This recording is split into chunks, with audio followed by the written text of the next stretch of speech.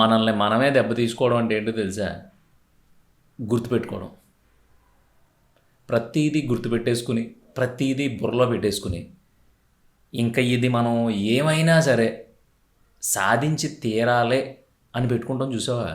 అక్కడి నుంచి మొదలవుద్ది ప్రశాంతత మొత్తం చెడదొబ్బడం. అంటే సాధించడం అంటే జీవితానికి పనికొచ్చి కాదు. ఎవడో ఎవడి దగ్గరో మనల్ని ఏదో అన్నాడు.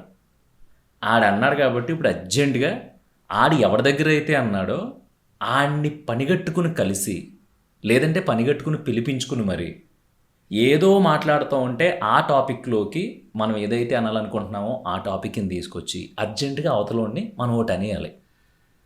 సో ఇలా అనడానికి గాను మనం చేసే హోంవర్క్ ఉంటుంది చూసావా? వీడు ఎప్పుడు దొరుకుతాడు, ఏ విషయంలో దొరుకుతాడు, ఎక్కడ దొరుకుతాడు, ఎలా వేసేద్దాం, ఈ థాట్ ప్రాసెస్ మొత్తం ఉంటుంది కదా, అది నేను నరనరాల్లోకి విషాన్ని ఎక్కిచ్చేస్తూ ఉంటుంది. మనకు తెలియదు కానీ అలాంటి థాట్ ప్రాసెస్ మనలో జరగడం వల్ల మనలో ఉండే హెల్దీ థాట్స్ అన్నీ చచ్చిపోయి, హెల్దీ థాట్స్ అంటే ఏంటి, ఆరోగ్యానికి ఇంకోదానికి పక్కన పెట్టేస్తే మన ఎదుగుదలకి, మనం డబ్బు సంపాదించడానికి కావచ్చు, మనం వ్యాపారం పెట్టడానికి, వాట్ ఎవర్ ఇట్ ఈజ్, నీకు జీవితంలో పనికొచ్చేయడానికి ఉపయోగపడే థాట్స్ ఏవైతే ఉంటాయో అవి ప్రొడ్యూస్ అవ్వడం మానేస్తాయి. ఎందుకంటే నీ విపరీతమైన శక్తులన్నీ ఇప్పుడు ఎక్కడున్నాయంటే ఎవడో ఏదో అన్నాడు కాబట్టి అర్జెంటుగా ఆడి మీద రివెంజ్ తీర్చుకోవాలి. ఎలా? ఐదర్ కొట్టాలి, ఇప్పుడు ఎలాగ అంత ఇది లేదు కాబట్టి ఆడిని ఏదోటి అనేయాలి. ఆడన్నాడు కదా మరి, కాబట్టి మనం అనేయాలి. అనకపోతే మనం లోకు అయిపోతాం, చులకన అయిపోతాం, లేదంటే మనం తగ్గిపోతాం అనేది నీ ఫీలింగ్. కానీ నేను చెప్తున్నాను, జస్ట్ నువ్వు ఎంత స్పీడ్గా వితిన్ సెకండ్స్లో మర్చిపోగలవో నీ లైఫ్ నాకు తెలిసి రెయిన్బోలో ఉంటుంది. ఎందుకంటే నువ్వు నిమిషానికి ఒక కలర్లో ఉంటావు. అంటే వీడు ఏదో అన్నాడు, ఆడనగానే నువ్వు రెడ్ అయిపోవాల్సిన అవసరం లేదు, హ్యాపీగా ఒక గ్రీన్ కలర్లోకి వెళ్ళిపోతావు. ఎవడో నిన్ను గ్రీన్లో అన్నాడు, హ్యాపీగా నువ్వు బ్లూ కలర్లోకి వెళ్తావు. అక్కడ కూడా ఎవడో అన్నాడు ఇంకో కలర్. ప్రతి కలర్ని నువ్వు చేంజ్ చేసుకుంటూ జరిగిన ప్రతి విషయాన్ని అలా మర్చిపోగలిగితే నేను చెప్తున్నాను, ఇంకంతకంటే బ్యూటిఫుల్ మైండ్ సెట్, అంతకంటే బ్యూటిఫుల్ సోలు ఇంకోటి ఉండదు. నువ్వు ఎప్పుడైతే నెగిటివ్ ఎనర్జీని అట్రాక్ట్ చేస్తావో, అంటే ఏదో ఒకటి చేసేయాలి అనేది నీ బుర్రలో పెట్టుకుంటావో, ఇంకా మిగతా వాటికి ఏటికి స్పేస్ ఉండదు. అసలు మనకి ఎన్ని పనులు ఉన్నాయి బాసు? హ్యాపీగా సాయంత్రం మాటలు వెళ్ళి ఆ సందు చివరన ఎవడో ఒకడు సల్ల పునుకులో, లేదంటే బజ్జీలో, లేదంటే మసాలా వడ ఏదో ఒకటి వేస్తూ ఉంటాడు. వెళ్ళి ఒక 20 రూపాయలు ఇచ్చి ఒక 2 వడలు తిను. ఆ టేస్ట్ ఎలా ఉంది దాన్ని ఎంజాయ్ చేయి, ఎంత బాగుంటుంది.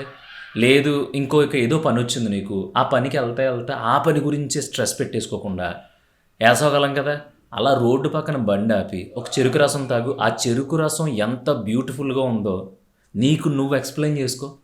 మైండ్ అంతా ఇలాంటి చిన్న వాటికి, చిన్న విషయాల్ని నువ్వు డిస్కస్ చేసుకోవడం మొదలు పెడితే చాలా పీస్ఫుల్గా ఉంటుంది. ఇలాంటివి నువ్వు ఎంజాయ్ చేయకపోవడం వల్ల, ఇలాంటివి నువ్వు నీతో డిస్కస్ చేసుకోకపోవడం వల్ల నీ మైండ్కి పని పాట లేక, ఫస్ట్ నీ మైండ్దే తప్పులే, నీ మైండ్కి పని పాట లేక మొన్న ఎవడో ఇది అన్నాడంటరా, లేదంటే మాకేం లేదన్నాడంట, మేము ఏదో చేతగాని వాళ్ళు అన్నాడంట, మా ఫ్యామిలీ మొత్తం అడుగు దొబ్బుతుంది అన్నాడంట, అసలు మా ఫ్యామిలీ గురించి వాడికి ఏం తెలుసని నువ్వు బండి తోలుతా నీకు ఇదే థాట్ ప్రాసెస్. ఏమొచ్చింది దానివల్ల నీకంటే ఏమీ రాదు. సరే, నువ్వు ఎవరి దగ్గర నిన్ను ఎవడో చులకన చేశాడు కాబట్టి నువ్వు ఆడి దగ్గర చులకన చేసేసావు, ఒక మాట వదిలేసావు. దీనివల్ల మనకి ఏమైనా కలిసి వస్తుందా? కలిసి వస్తుందంటే చెప్పు. నేను దగ్గరుండి ఎంకరేజ్ చేస్తాను నిన్ను. గురు అర్జెంటుగా రేపొద్దున దాకా ఆగడం ఎందుకు, ఈరోజు సాయంత్రమే వెళ్ళి ఏదో అనేసి వచ్చేయాను. కానీ దానివల్ల ఏం రాదు కదా. అదే మనం చిన్న సంతోషాలు, చిన్న హ్యాపీనెస్లు ఉంటాయి, అవన్నీ వెతుక్కోవడం మొదలుపెట్టాము అనుకో, మైండ్ ఎంత రిలాక్స్గా ఉంటుందంటే అంత బాగుంటుంది. దానికి ఒక చిన్న ఎగ్జాంపుల్ చెప్తా.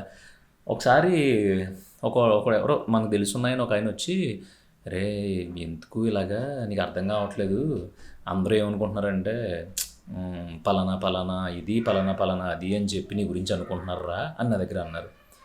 నేను అన్నాను, కరెక్ట్గా మేము కూర్చున్నదే అది టీ షాపు. నేను అన్నాను, ఇక్కడ మీరు ఉస్మాన్ బిస్కెట్లు మీరు ఛాయ్లో ముంచుకుని తినండి, అసలు అదిరిపోద్ది, మనకు ఆంధ్రాలో దొరుకుతాయి కానీ అన్ని చోట్ల దొరకవు ఈ బిస్కెట్లు, చాలా బాగుంటుందని నేను దీని గురించి మాట్లాడుతున్నాను. ఆయన మళ్ళీ దాని గురించి మాట్లాడుతాను. ఏంటి మరి నీకు ఏమనిపించలేదా, వాళ్ళు అంతేలేరా అలాగే ఉంటారు, నువ్వేం పట్టించుకోకంటాడు మళ్ళీ. నేను అన్నాను, "ఈ బిస్కెట్లు అయిపోయిన తర్వాత పలానా పలానా చోటుకి వెళ్తున్నాం కదా! అక్కడ మీకు నల్లి గోష్ బిర్యానీ అని అదిరిపోద్ది. నాకు చాలా ఇష్టం. అది తిందాం. మీకు ఖాళీ ఉందా?" అన్నాను నేను మళ్ళీ. ఆయనకి కోపం వచ్చింది. నేనేం చెప్తున్నాను? ఈ తిండి తిండి అని సత్తున్నావు ఏంటి నువ్వు అస్తమాట అసలు? ఇది జరిగింది ఎప్పుడో ఓ 1 ఇయర్ బ్యాక్. తిండి తిండి అని దీని గురించి మాట్లాడుతున్నావు ఏంట్రా? బుర్ర బుర్ర పని చేయట్లేదా? మీ కుటుంబాన్ని అంటున్నారు ఆళ్ళు. అసలు మీరు చాలా కష్టపడి పైకొచ్చినోళ్ళు, కష్టపడి బ్రతికినోళ్ళు కదా! అలా ఎలా అంటాడంటే నేనన్నాను. ఇప్పుడు మీరు నా గురించి ఆంధ్రా నుంచి బస్సు ఎక్కొచ్చి, బస్సు దిగి నా దగ్గరికొచ్చి, మీరు ఏదో గొడవ గురించి మాట్లాడుతున్నారు కదా! అంత ప్రెషర్ ఎందుకు తీసుకుంటున్నారు? ఆడన్నది మా ఫ్యామిలీనే కదా! పోన్లేండి అన్నేమన్నా బాగా ఖాళీగా ఉన్నట్టున్నాడు. పాపం ఆడికి అలా అంటే ఆడు హ్యాపీ అనుకుంటే నేనే హ్యాపీ. ఆడిని పట్టించుకునేంత ఖాళీ నాకు లేదు. చూసారు కదా! ఇలా బిస్కెట్లు, చాయ్ ఏదన్నా దొరికితే తినడం, దొరికిన పని చేసుకోవడం. నాకు దీంట్లోనే టైం సరిపోవట్లేదు. దీన్ని చాలా బాగా ఎంజాయ్ చేస్తున్నాను నేను. అలాంటిది మీరెందుకు గింజేసుకుంటున్నారో అన్నా. ఆయన వయసు ఒక 40 సంవత్సరాలు ఉంటాయి. అక్కడి నుంచి లెగిసిపోయి, చిచ్చి ఇలా ఫ్యామిలీని పట్టించుకోకుండా ఎవడో ఏదో అంటే వదిలేసే నార్మల్‌గా తీసుకునేవాడిని నేను ఎక్కడా చూడలేదు. ఇలా ఉన్నావేంట్రా బాబు నువ్వు? చచ్చా అసలు నేను ఇది అని చెప్పి అక్కడి నుంచి వెళ్ళిపోయాడు కోపగించుకొని. మనం మానలా. మనం ఎక్కడికైతే వెళ్ళాలనుకుంటున్నామో అక్కడికి వెళ్ళాము. అక్కడ నల్లిగోష్ బిర్యానీ తిన్నాము. నా పని నేను చూసుకున్నాను. పని సక్సెస్‌ఫుల్‌గా కంప్లీట్ అయింది. హ్యాపీగా వచ్చేసాను నేను. ఇప్పుడు ఇక్కడ ప్రెషర్ తీసుకుంది ఎవరు? ఆ మధ్యలో వచ్చినోడు ఎవడైతే ఉన్నాడో ఆయన ప్రెషర్ తీసుకున్నాడు. వచ్చి ఎవడో ఏదో అన్నాడు నా దగ్గర చెప్పాడు. నేను పట్టించుకోలేదు. నేను పట్టించుకోలేనప్పుడు వదిలేయచ్చు కదా! అవునా? పోన్లే నువ్వు లైట్ అయితే హ్యాపీ ఎళ్ళరా అలా ఉంటేనే గొడవలేదు జనం అన్నోళ్ళు అంటా ఉంటారని వదల్లా. ఆయనకి పర్టిక్యులర్‌గా నేను రియాక్ట్ అవ్వడం కావాలి. ఎందుకంటే ఆయనది తప్పు కాదు. జనంలో మెజారిటీ మెంటాలిటీస్ ఇలాగే ఉన్నాయి. మనం ఏదైతే చెప్తామో దానికి అవతలోడు విపరీతంగా రియాక్ట్ అయిపోయి మనకి తెలిసినా తెలియకపోయినా సరే అవతలోడు దాని గురించి విపరీతంగా యుద్ధం చేసేయాలన్నమాట. ఆ యుద్ధం చేసేయడం ఏదైతే ఉంటుందో అది జనానికి చాలా ఇష్టం. కానీ ఆ యుద్ధాల వల్ల మనకి ఏమన్నా వస్తుందా? ఒక రాజ్యం కలిసి వస్తుందా? లేదంటే అట్లీస్ట్ ఒక సెంటు భూమి వస్తుందా అంటే రాదు. మరి అలాంటప్పుడు అట్లలో దూరడం ఎందుకు?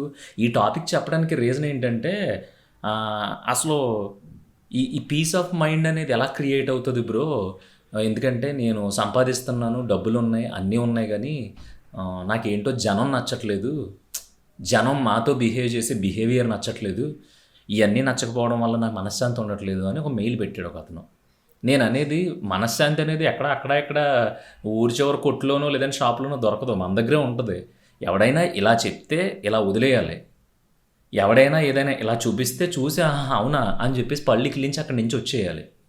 కానీ దౌర్భాగ్యం ఏంటంటే నీలాంటోడు, నాలాంటోడు ఎవడైతే ప్రాబ్లమ్‌లో ఉన్నాడో వాడు రియాక్ట్ అయ్యేదానికంటే వాడిని చూసి మనం ఎక్కువ రియాక్ట్ అయిపోతాం. తర్వాత ఏమవుతది? ఈడి పని ఈడు చూసుకోడు గానీ ఊరు గొడవంతా ఈడికే కావాలిరా అనో పేరు తెచ్చుకుంటాం. సో, ఈ పేర్లకి, ఈ బిరుదులకి, ఇలాంటి అవార్డులకి దూరంగా ఉండాలంటే ఫస్ట్ నిన్ను నువ్వు ఎంజాయ్ చేయడం మొదలుపెట్టు. నీ లైఫ్ స్టైల్ ఎంజాయ్ చేయడం మొదలుపెట్టు. చాలా త్వరగా మర్చిపో ప్రతీదీని. ఎంత త్వరగా అంటే అది వాంటెడ్‌గా రాదు కదా బ్రో! అలా ఎలా మర్చిపోతాం? ఏదన్నా ఒక సిచ్యువేషన్ లేదంటే ఒక మాట మనల్ని ఎవడన్నా అనేసినప్పుడు అంటే బేసిక్‌గా ఫస్ట్ మనకి సిగ్గు, లజ్జ ఉండకూడదు. యాక్చువల్‌గా మనకొక పరువు లేదంటే ఒక ఇది, అది, తోపు, తురుముకాన్ని ఇలాంటివన్నీ వదిలిపడదొబ్బాలి. ఒక ఆవు, ఒక గేది, ఒక నువ్వు, ఒక నేను. ఎందుకంటే ఒక స్ట్రీట్‌లో నుంచి ఒక ఆవు నడుచుకుంటూ ఎళ్తుంది. అది మన ఇంటి ముందు మొక్కలు తినేసింది. తినేసింది కదా అని చెప్పేసి హాయ్ నీ అమ్మ ఇది ఎవడ్రా దీన్ని తోలుకొచ్చాడు ఇది సావదొబ్బుతుంది అసలు ఇది దీన్ని బతుకు అని పచ్చిబూతులు తిట్టాడు అన్నాడు.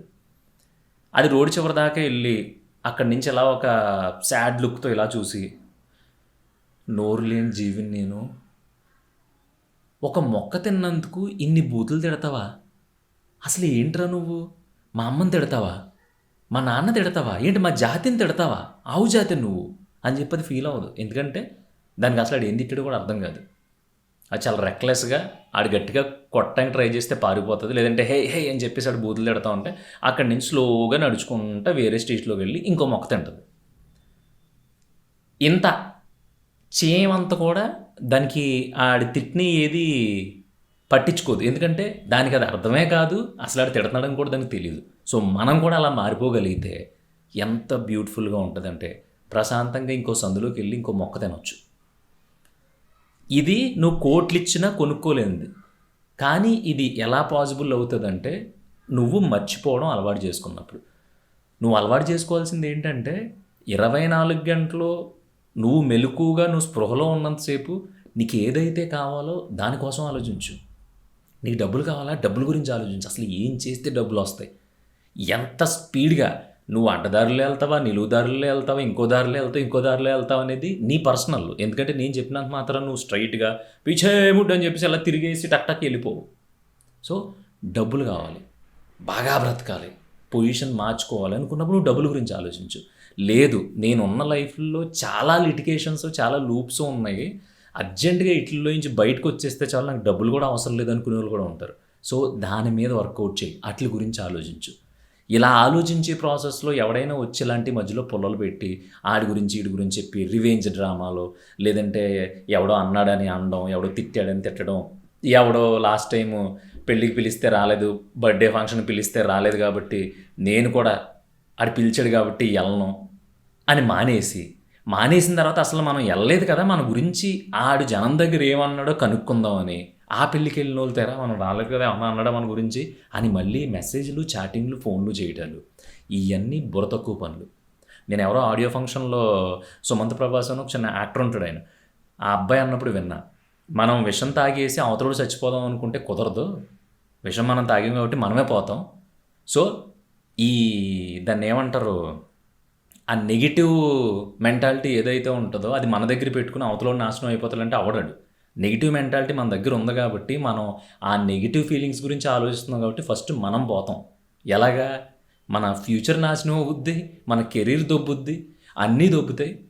ఇవన్నీ మనం దేని గురించి అవుతున్నాయి అనుకుంటామంటే మన ఐడియాస్ కరెక్ట్గా లేవు, మన ఇంప్లిమెంటేషన్ కరెక్ట్గా లేదు, నా దగ్గర డబ్బులు లేవు, నాకు సపోర్ట్ చేసేవాళ్ళు లేరు, అది ఇది అనుకున్నాం. ఫస్ట్ నీ మైండ్ సరిగ్గా లేదు, నీ మైండ్ దొబ్బింది. జనం గురించి ఆలోచించి, ఈ లోకలో పంచాయతీల గురించి ఆలోచించి నీ మైండ్ దొబ్బడం వల్ల, ఫస్ట్ నీ ఆలోచన విధానం బాగోపోవడం వల్ల, ఇదంతటికీ జరగడానికి కారణం ఇలాంటి పనికిరాని చెత్త అంతా బుర్రలో పెట్టుకోవడం వల్ల. ఈ ఉండడం బట్టే ఫస్ట్ నువ్వు ఓవరాల్గా ఒక పీస్ఫుల్ మనిషిగా ఫెయిల్ అయిపోయావు. కాబట్టి నీ నుంచి వచ్చిన ఏ ఆలోచన అయినా, నీ నుంచి వచ్చిన ఏ ఇనిషియేషన్ అయినా సరే ఫెయిల్ అయిపోద్ది. అందుకని ఫస్ట్ ప్రశాంతంగా ఉండు. ఎవడో ఎలా కొట్టుకు చచ్చిపోయినా సరే నీకు ఓపుకుంటే చూడు, ఆ చూసిన చిత్రాలను కూడా అలా అక్కడి నుంచి మూవ్ అవగానే రంగు మార్చుకుని మర్చిపో అంటున్నాను. అప్పుడు నువ్వు రెయిన్బోగా చాలా చాలా బ్యూటిఫుల్గా నీకు నువ్వు అద్దంలో చూసుకున్నా కనిపిస్తావు. అలా కాకుండా ఇవన్నీ మైండ్లో వేసుకుని తిరిగామనుకో, ఎవడు ఎప్పుడు పోతున్నాడో తెలియదు, ఎవడికి ఏమవుతుందో తెలియట్లేదు, ఎవడు రోడ్డును పడిపోతున్నాడో తెలియట్లేదు. అసలు ఇప్పుడు హైదరాబాద్లో ఇప్పుడు సమ్మర్ అయితే ఇంకో వర్షాలు పడుతున్నాయి, కాలం ఏమో ఇలా మారిపోయింది.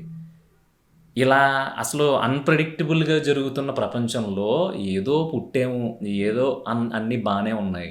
ఈ అన్నీ బాగున్నప్పుడు బాగోలేని వాటిని అన్నిటిని మీదేసుకోవడం ఎందుకు అనేది నా ఉద్దేశం. అందుకని ఏదైనా సరే, ఒక ఫెయిల్యూర్ కావచ్చు, ఒక ప్రేమ కావచ్చు, ఒక కుటుంబం కావచ్చు, ఒక బంధుత్వం కావచ్చు, ఏదైనా సరే దాంట్లో జరిగిన దరిద్రాలని ఎంత త్వరగా మర్చిపోతే అంత మంచిది. మర్చిపోలేకపోతున్నాను అనే మాట రానివ్వకు. ఎందుకంటే మర్చిపోకుండా బ్రతుకున్న మనిషి ఇప్పుడు దాకా లేడు.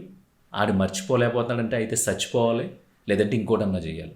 కానీ ఇంత బతికి ఇంత హెల్దీగా ఉన్న మనం ఒక చిన్న విషయానికి మొత్తం మనల్ని మనం నిర్వీర్యం చేసేసుకుంటాం, అంటే అది మనల్ని మనం కుచించుకుపోయేలా చేసేసుకుంటాం. చూసా, అంతకంటే తప్పు ఏదీ ఉండదు. నేను లాస్ట్ టైం ఒక వీడియోలో చెప్పా, అమ్మా నాన్నలు పోతారని తెలిసినా, అమ్మా నాన్నలు పోయినా సరే, మనకు అంత ఇష్టమైన పేరెంట్స్ మన చుట్టూ లేకపోయినా సరే ధైర్యంగా కింగ్లా బ్రతుకుతున్నావు కదా, క్వీన్లా బ్రతుకుతున్నావు కదా.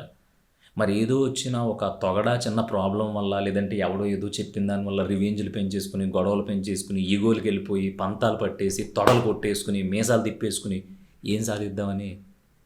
ఆ మీసాలు కొన్ని రోజులకి మెరిసిపోతాయి, ఆ తొడలు కొన్ని రోజులకి సత్తువ కోల్పోతాయి, ఆ ఈగోలు కొన్ని రోజులకి మతిమరుపులుగా మారిపోతాయి. పొద్దున్న ఏ కూర ఉండారో కూడా తెలియదు. అలాంటి స్థితికి వెళ్తాం ఒక 70 సంవత్సరాలు వచ్చేసరికి. అలాంటి స్థితి ఇప్పుడే తెచ్చేసుకో అంటున్నాను నేను. హ్యాపీగా ఉంటుంది లైఫ్, చాలా క్లియర్గా పీస్ఫుల్గా ఉంటుంది. అసలు బతికి ఏంటి?